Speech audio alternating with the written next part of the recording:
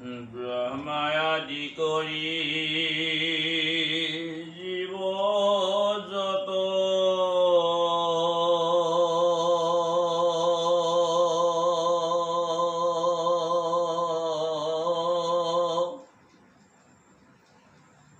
রাম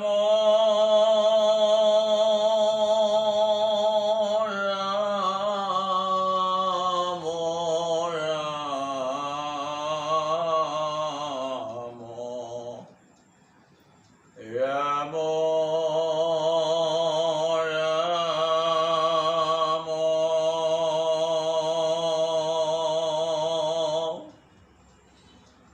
মায়া হয় যার মাঝে আশ্রয়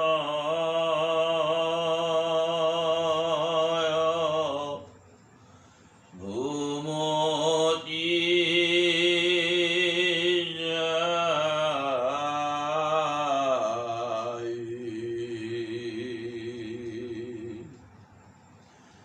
তুমি হে শ্বেত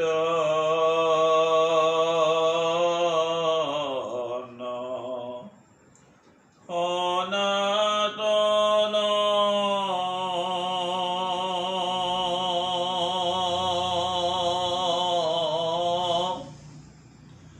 রাম রাম রাম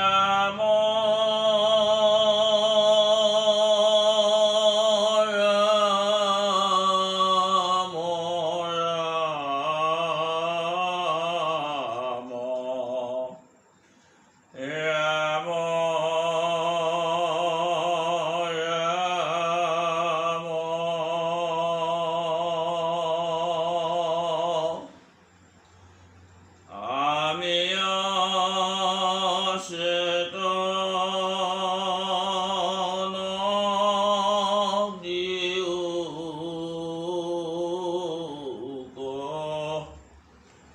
নাথ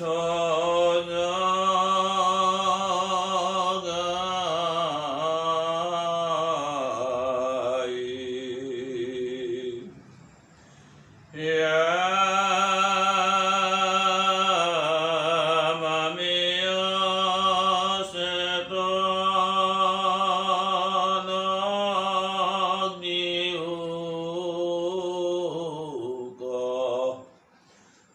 নাথ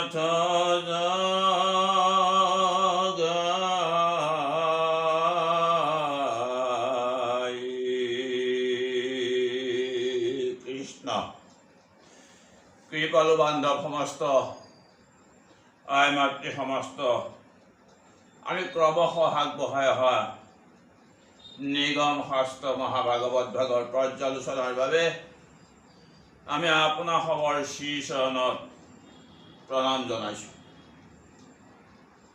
আমি আমাৰ আগৰ পৰ্যালোচনাত আমি আগবঢ়াইছিলোঁ যে যি সময়ত পাণ্ডৱৰ নাতি মহাৰাজ পৰীক্ষিত ব্ৰহ্মশাপত তেওঁ শাপিত হৈ গংগাৰ তীৰত তেওঁ উপবেশন কৰি আছিল আৰু 7 দিনৰ ভিতৰত তেওঁ তক্ষক দংশনক ত্যাগ কৰিব লাগিব বুলি ব্ৰহ্মশাপত শাপিত হৈ তেওঁ এক ঈশ্বৰ চিন্তাত ব্যস্ত হৈ আছিল আৰু সেই ঈশ্বৰ চিন্তনত তেওঁক সংগ দিছিল। তেওঁ একান্ত গুৰু হিচাপে তেওঁ লগ পাইছিল মহামুনি মহৰ্ষি ব্যাসদেৱৰ সুযোগ্য সন্তান আত্মাৰাম মহামুনি শুকদেৱ। আৰু শুকদেৱে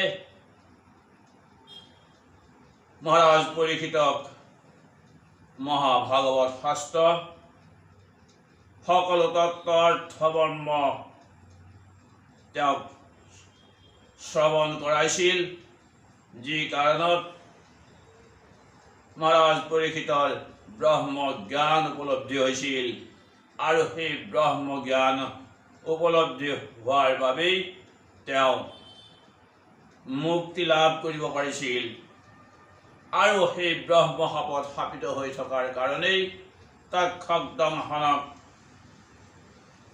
দেখুৱাইছে যে তেওঁ তক্ষক দংশনক তেওঁ সাৰোগত কৰিছে, তেওঁ সাৰ কৰি লৈছে, তেওঁ তক্ষক দংশনতেই যে তেওঁ দেহ ত্যাগ কৰিব লাগিব সেই কথা তেওঁ নিজে মানি লৈ তেওঁ সৰস্বতীৰ তীৰত ভগৱন্তক একান্তভাৱে তেওঁ চিন্তা কৰি আছিল আৰু সেয়েহে তেওঁ মোক্ষ লাভ কৰিব পাৰিছিল। যিজন মহাৰাজ পৰীক্ষিত, তেওঁক বিষ্ণুৰাত নামে জনা যায়।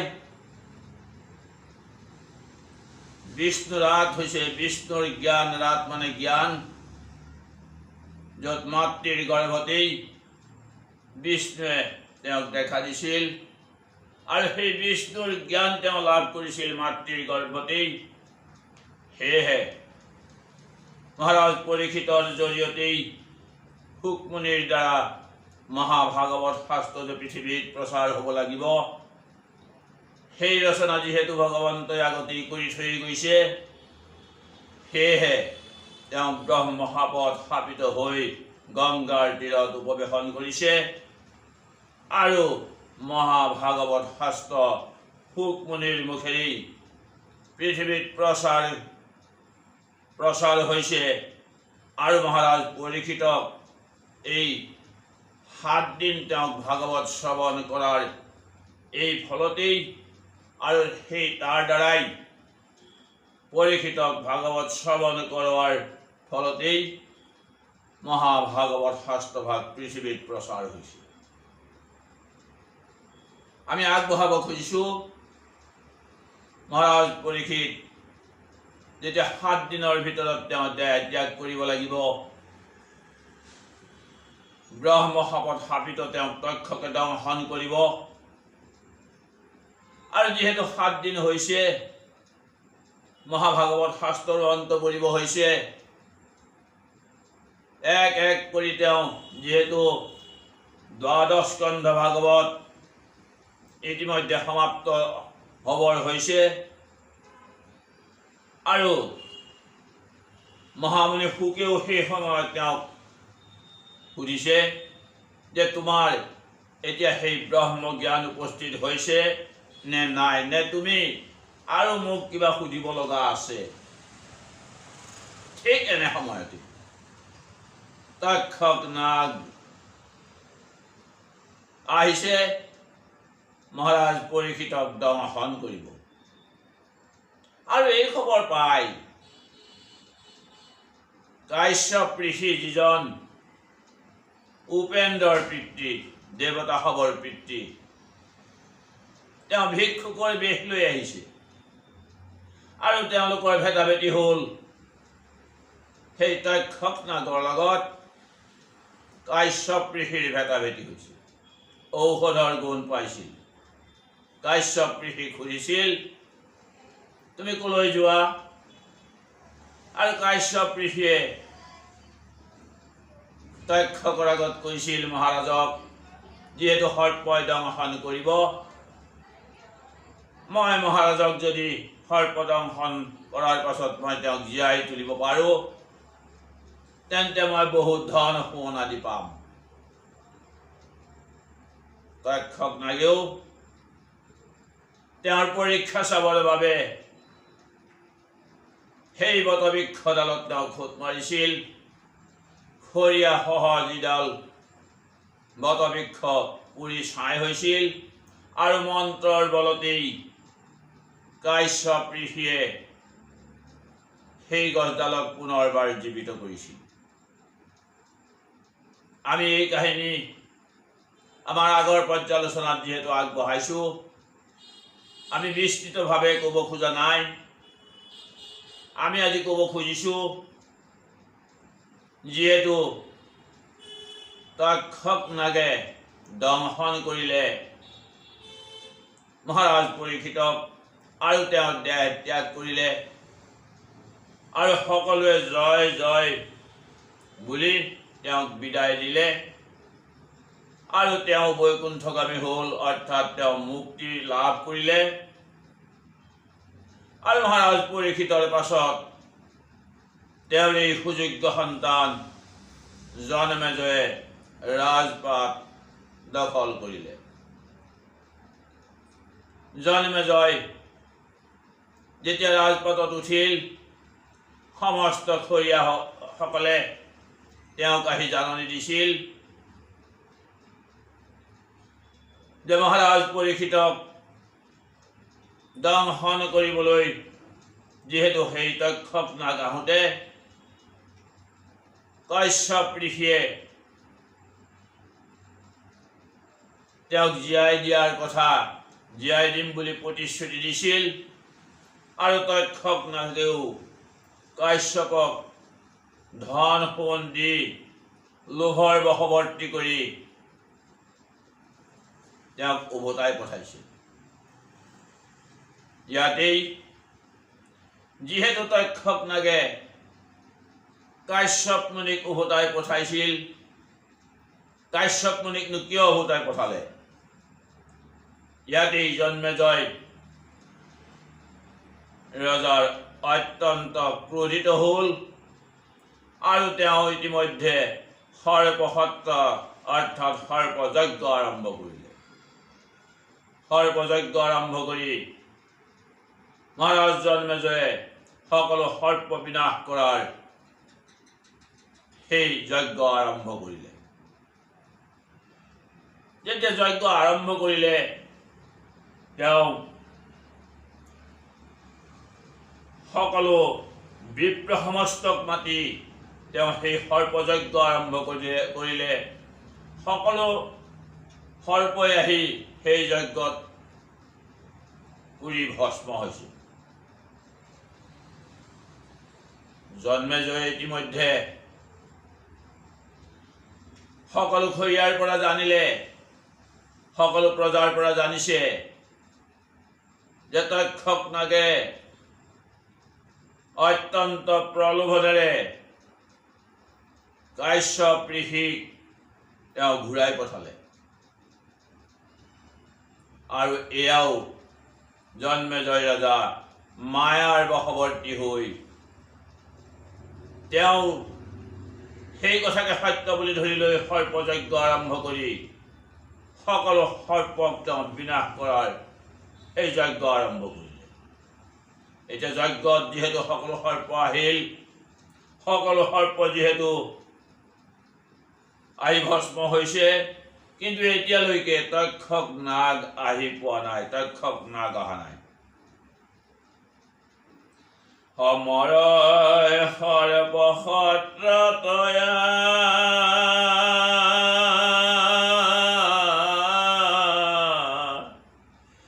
নহে সৰ্প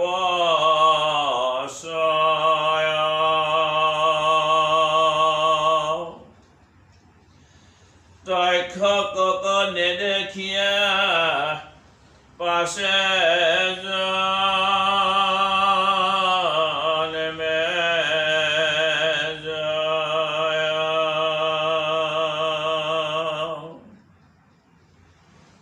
ব্ৰাহ্মণ সবক কূপে পুছিল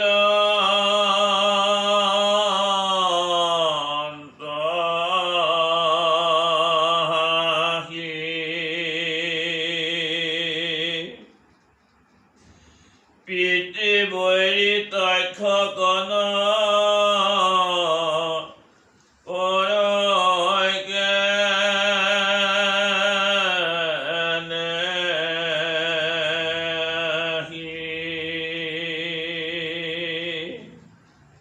সকলো সৰ্পই আহি যজ্ঞত আহুতি দিয়াৰ লগে লগেই সকলো সৰ্প তেওঁ বিনাশ কৰিবলৈ সক্ষম হৈছে, কিন্তু এই পৰ্যন্ত তেওঁ তক্ষক নাগক দেখা পোৱা নাই। সেয়েহে তেওঁ বিপ্ৰ সমস্তক সুধিছে যে এতিয়ালৈকে মোৰ পিতৃ বৈৰী সেই তক্ষকক যে মই দেখা নাই কিয়? তক্ষকটো আহিব লাগিছিল, তোমালোকে মন্ত্ৰ পাঠ কৰা তক্ষক আহক। কিন্তু তাকেই যিহেতু মহাৰাজ জনমেজয়ে ব্ৰাহ্মণ সমস্তক সুধিছিল, ব্ৰাহ্মণ সমস্তইও এতিয়া কিয়নো তক্ষক অহা নাই সেই কথা ৰজাৰ আগত প্ৰকাশ কৰিছে বিপ্ৰ সমস্ত। শুনি দিজ সবে বোল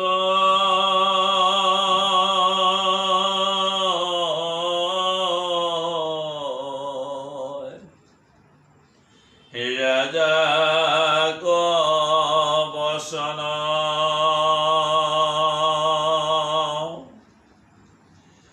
লৈলে কতক্ষকে গয়া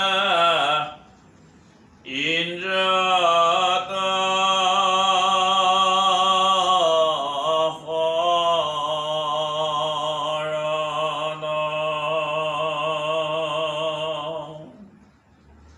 দ্বিজ সমস্তই যেতিয়া ৰজা জন্মেজয়ক কৈছে যে হে মহাৰাজ, তক্ষক নাগ নহাৰ কাৰণ হৈছে সেইটো, তেওঁ গৈ দেৱৰাজ ইন্দ্ৰৰ ওচৰত শৰণ লৈছে আৰু দেৱৰাজ ইন্দ্ৰই তেওঁক শৰণ দিছে। ৰাখি আছা পুৰন্দৰে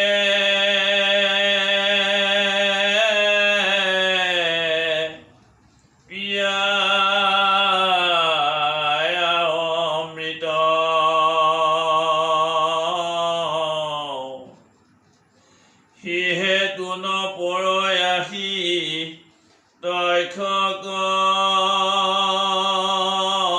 বনিত। যিহেতু তক্ষক নাগে দেৱৰাজ ইন্দ্ৰৰ ওচৰত শৰণ লৈছে আৰু দেৱৰাজ ইন্দ্ৰই তেওঁক শৰণ দিছে আৰু তেওঁক অমৃত পান কৰাইছে। অমৃত পান কৰাই তেওঁক শৰণ দিছে, গতিকে হে তক্ষক নাগ আহি আমাৰ যজ্ঞত পৰাহি নাই। শুনিয়া দেখিলা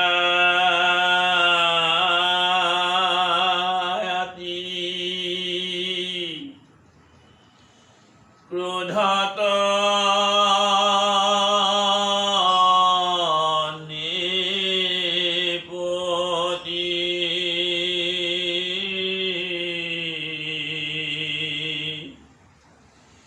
ইন্দ্ৰ সমেত তক্ষকক কৰি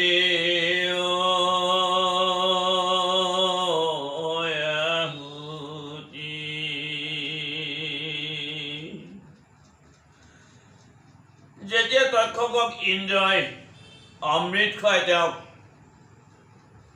শৰণ দিছে, তেওঁ শৰণাগত হিচাপে তেওঁক ৰক্ষা কৰি আছে, ৰজা জন্মেজয়ৰ অত্যন্ত ক্ৰোধত তেওঁ বিপ্ৰ সমস্তক কৈছে যে তোমালোকে এতিয়া তক্ষকক ইন্দ্ৰৰ সৈতে, যাতে ইন্দ্ৰও আহে তক্ষকৰ সৈতে, তোমালোকে আহুতি দান কৰা, আহুতি দিয়া।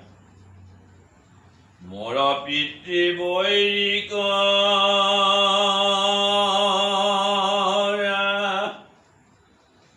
শিৱ পুৰন্দৰে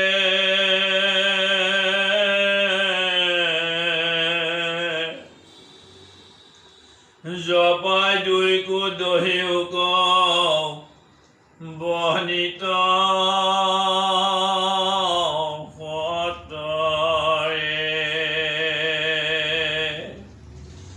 পিতৃবৈৰিক যদি তেওঁ শৰণ দিব পাৰে,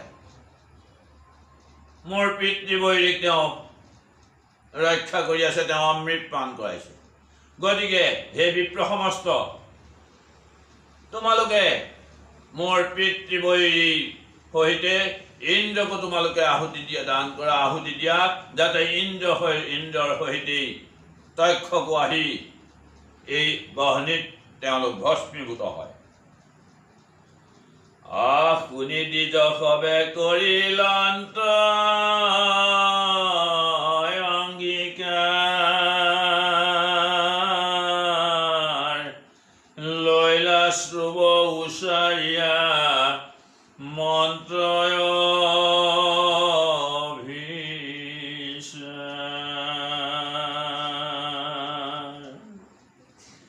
পৰবাসী তক্ষকে সহিতে সুৰপতি এহি বুলি অগণিত দিলন্ত আহুতি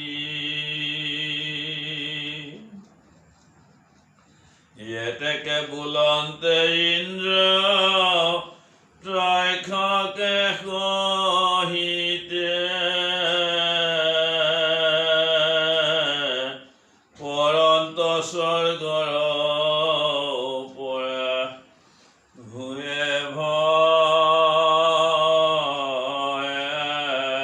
ভীতে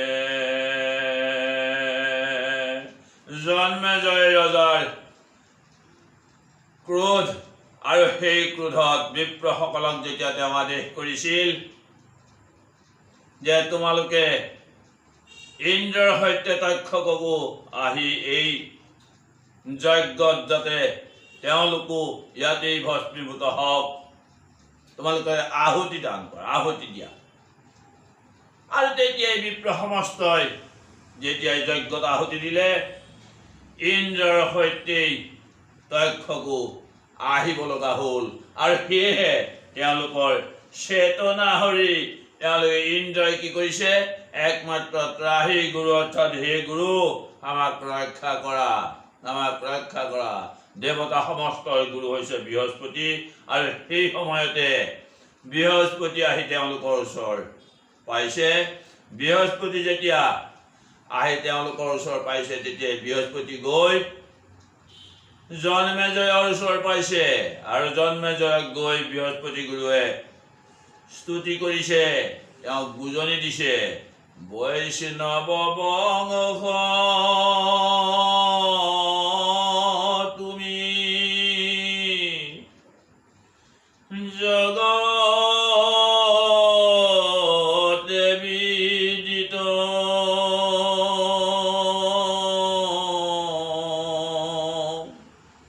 তক্ষক বধিবে নুহি তোমাৰ উচিত। পিলেক অমৃত ভৈল অজৰ মৰ, মোৰ বাইকে দ্ৰোহ নচা আৰি বাবা খবৰ।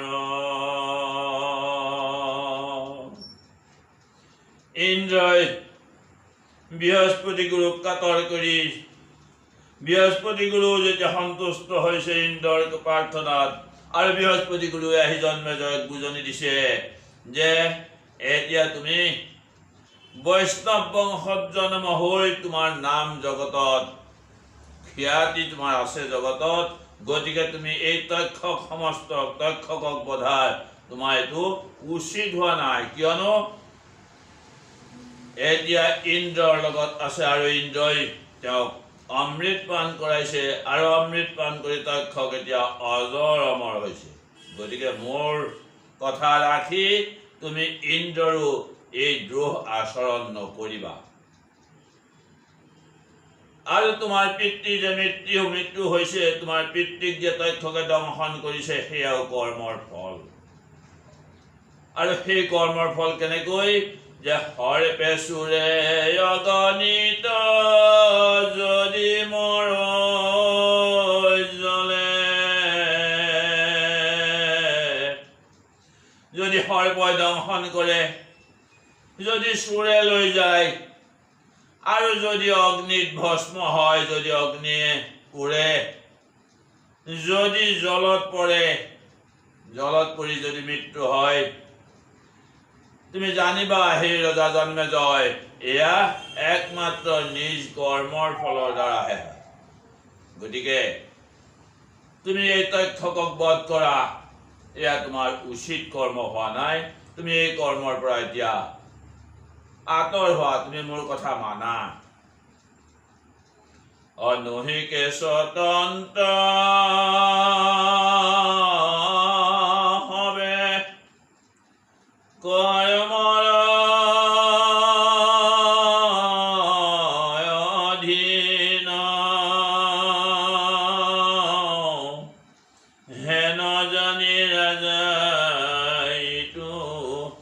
ক্ৰোধে আহিন এৰা প্ৰাণী হিংসা সৰ্প সত্ৰ জন্মে জয় কোন দুখে কৰা এইটো সৰ্পৰ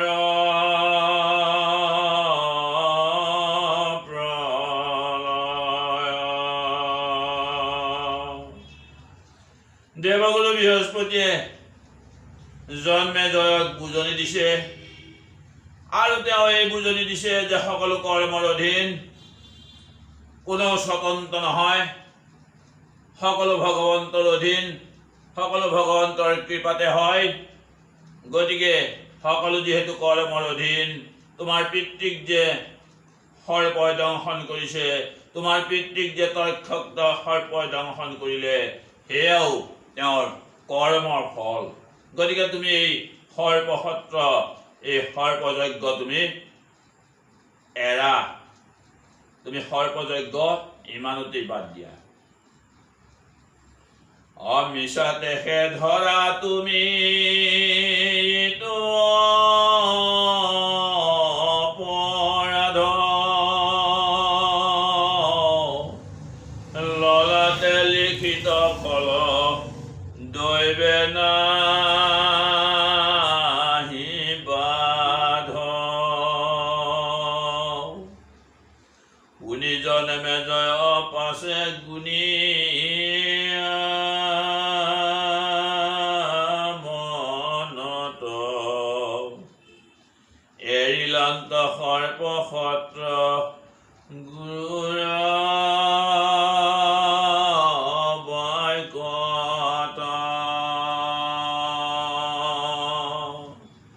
সকলো যে দৈৱৰ অধীন, সকলো যে একমাত্ৰ ভগৱন্তৰ কৰ্ম, ভগৱন্তই যে মায়াৰ, সকলোকে মায়া দেখুৱাই যে ভগৱন্তই কৰ্ম আচৰণ কৰি আছে, কৰ্মৰ অধীন বাবেই, কৰ্মফলৰ কাৰণেই মহাৰাজ পৰীক্ষিত তেওঁ যে সৰ্প দংশনত দেহ ত্যাগ কৰিব লগা হ'ল, এই কথা দেৱগুৰু বৃহস্পতিয়ে ভগৱন্তৰ মায়াৰ কথা, ভগৱন্ত সকলো যে ভগৱন্তৰ অধীন, আমি যে কোনো স্বতন্ত্ৰ নহয়, সকলো যে কৰ্ম ভগৱন্তই কৰাইছে, এই সংসাৰত যে আমি পৰাধীন, এই কথা দেৱগুৰু বৃহস্পতিয়ে যেতিয়া জন্মেজয়ক বুজনি দিছিল, আৰু জন্মেজয়েও গুৰুৰ কথা মানি সৰ্পযজ্ঞ সিমানতে সমাপ্ত কৰিলে। প্ৰভুসকল, এই সৰ্পযজ্ঞৰ অন্তত কি হৈছিল, আমি এই সকলো কথা আমাৰ পিছৰ পৰ্যালোচনাত আমি আগবঢ়াম। আমি আজি এই পৰ্যালোচনা ইমানতেই সামৰণি মাৰিব খুজিছোঁ। কৃষ্ণ, পুনৰবাৰ আপোনাৰ সবৰ শ্ৰীচৰণত আমি প্ৰণাম জনাইছোঁ। কৃষ্ণ হৰি হৰ